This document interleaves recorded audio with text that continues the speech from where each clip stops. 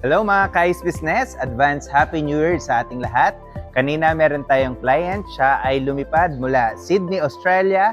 Siya ay pumunta dito para mag-expand ng ating Cube Ice Maker machine. Ang ating Kais Business na si Ma'am Michelle, siya ay nag-purchase ng ating 1-tonner Cube Ice Maker machine. Ang unang unit ng ating client ay dalawang 500 kg Cube Ice Maker machine at ngayong araw na to, siya ay mag-expand ng 1-tonner Cube Ice Maker machine.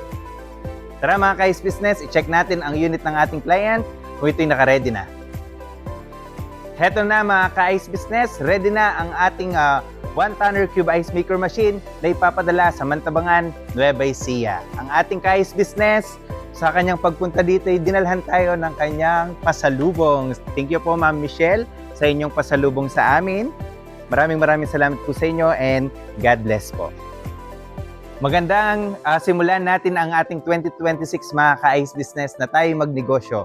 Kaya kung gusto niyo pong mag-purchase ng ating mga unit, feel free to message us on our Facebook page or i-call niyo po kami sa aming mga cellphone number. Pwede rin po kayong bumisita dito sa ating showroom at sa ating warehouse. Maraming salamat po and muli, maligayang bagong taon po sa ating lahat. God bless po.